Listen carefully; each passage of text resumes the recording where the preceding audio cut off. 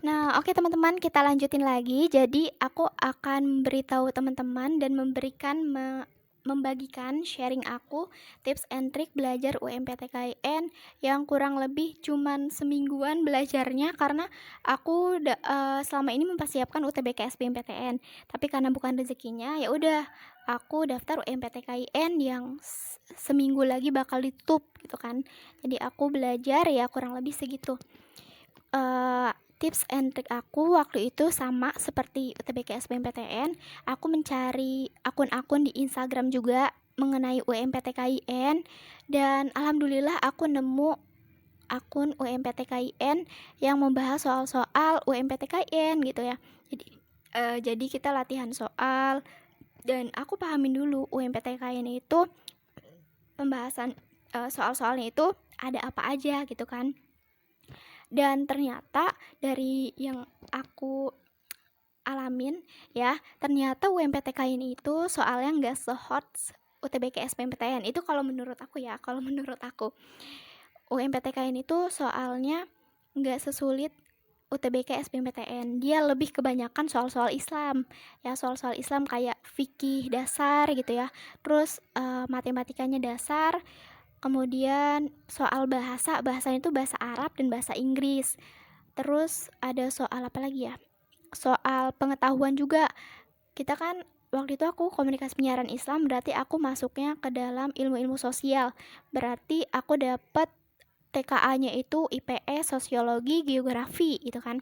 Soal-soal itu ada. Terus soal keagamaan sih yang paling banyak tuh soal keagamaan kayak fikih, agama Islam itu banyak, lebih banyak, tapi nggak susah maksudnya, yang dasar-dasarnya gitu. Jadi kita alhamdulillah banget kita bisa, aku bisa mempelajari itu gitu. Nah, aku di situ juga belajarnya dari YouTube juga. Dan yang apa ya, yang paling aku kencengin sih waktu itu belajarnya waktu H-1 aku mempelajari bagaimana cara menembak soal. Nah, aku belajar bagaimana cara menembak soal dan ternyata setelah aku pelajarin, ternyata ketika kita nembak soal itu nggak seasal-asalan itu. Walaupun kita mau ngisi soal asal-asalan, tapi ternyata ada strateginya juga, teman-teman. Nah, strategi nembak soal ternyata kita tuh nggak bisa asal-asalan. Kalau kita mau blok jawaban, kalau bisa jawabannya A semua gitu. Nggak bisa A B C random kayak gitu, nggak bisa.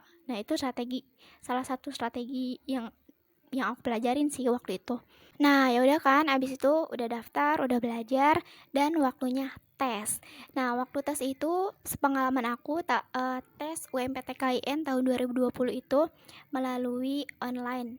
Online menggunakan aplikasi. Jadi kita download aplikasi yang udah disediakan sama panitianya, bisa download di HP, bisa juga download di laptop. Waktu itu aku tesnya menggunakan handphone ya. Aku menggunakan handphone karena aku takut ada kendala-kendala lah di laptop, jadi aku pakai handphone, pakai jaringan wifi. Terus sebelum mulai tes, aku cari ruangan yang benar-benar bikin aku nyaman untuk tes. Sebelum ulangan juga kita minta doa ke semua orang rumah, ke adik-adik, ke orang tua, ke kakek nenek, semuanya kita mintain doa. Terus jangan lupa untuk berdoa dan juga santai gitu ya. Karena kalau terlalu tegang nanti kita ngeblank gitu.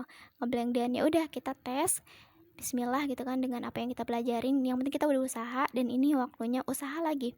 Nah, setelah itu ya udah setelah selesai tes menunggu pengumuman seperti biasa, menunggu pengumuman dengan cara memperkuat diri untuk menerima apapun hasilnya nanti gitu. Kita kuatin diri untuk menerima hasilnya. Ya kan, mau gagal mau berhasil yang penting kita udah ikhtiar. Karena balik lagi, perihal takdir dan hasil itu udah kuasanya Allah. Karena Allah tahu yang terbaik kita pantasnya di mana nih, kita sebaiknya di mana gitu. Nah, pas pengumuman, sebelum pengumuman aku juga membuat planning. Kalau misalnya aku gagal lagi, aku akan ikut jalur UM atau jalur mandiri.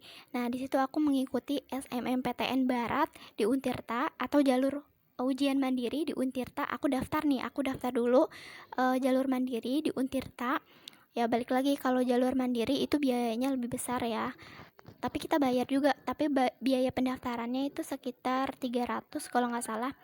Nah, kita daftar, waktu itu aku daftar di Untirta di jurusan pendidikan, karena aku pengen banget tuh di Untirta jurusan pendidikan sosiologi. Aku ambil itu pendidikan sosiologi, pendidikan bahasa Indonesia, dan pendidikan kewarganegaraan di Untirta ya, yang penting jurusan pendidikan.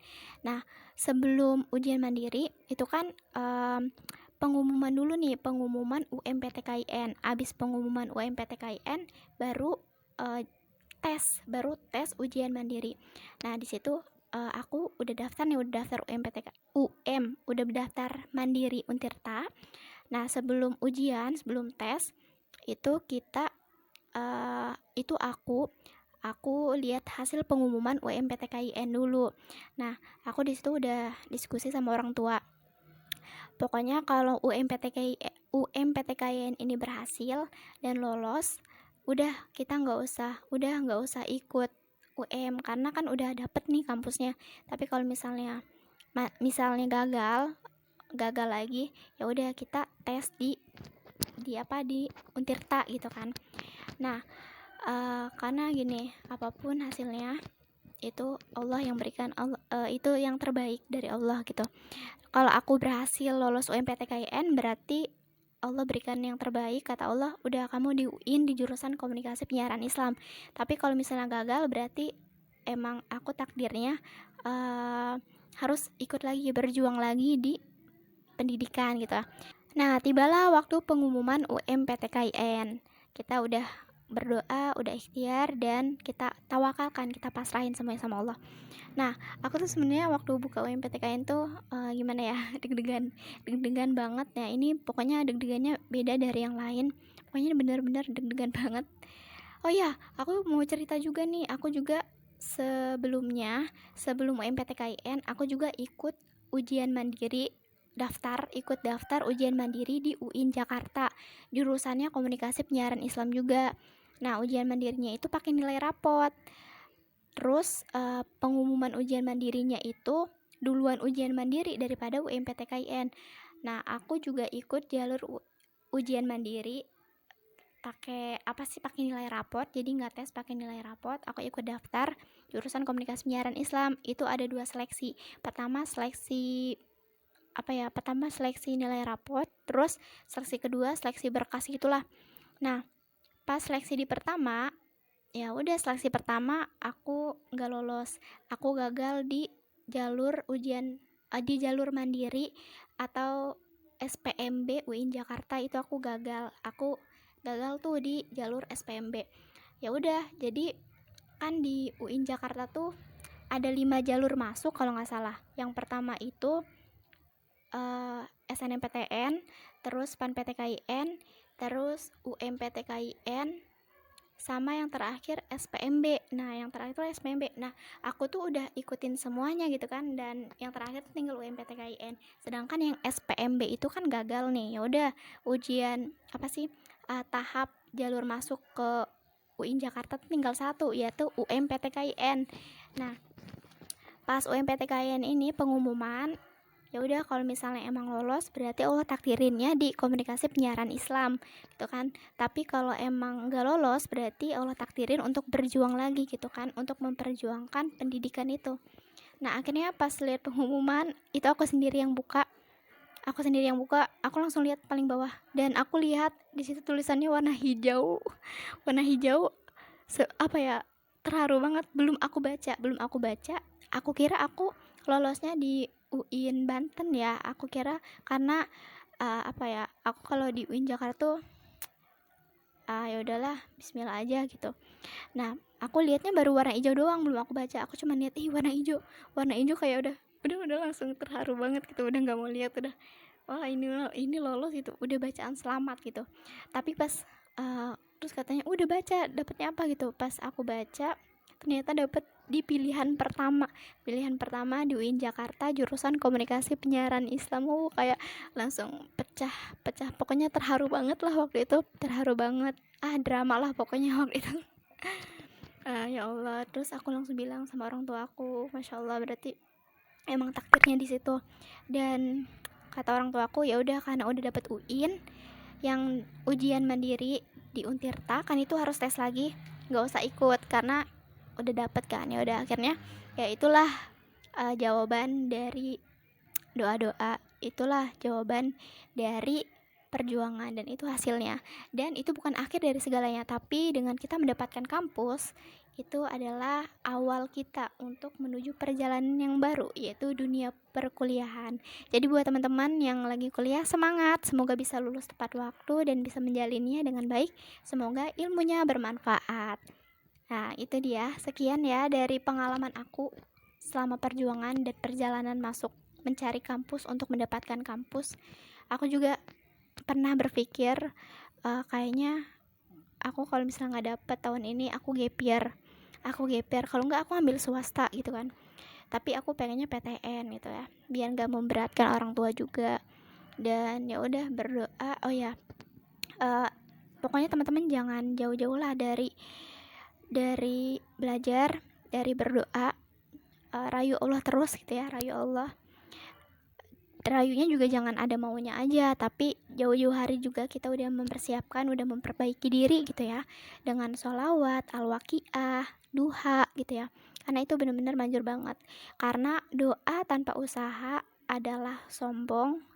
Doa tanpa usaha adalah bohong, tapi usaha tanpa doa itu sombong. Jadi semuanya harus balance. Ketika kita ingin mendapatkan hasil yang baik, hasil terbaik, maka antara ikhtiar dan juga berdoa, antara doa dan juga usaha itu harus balance, harus seimbang gitu, nggak boleh berat sebelah gitu ya teman-teman. Semoga video ini bisa bermanfaat dan bisa membantu teman-teman semua untuk bisa mendapatkan kampus terbaik pilihan Allah dan pilihan teman-teman. Semoga apa yang diharapkan bisa terkabulkan dan Allah permudah segalanya.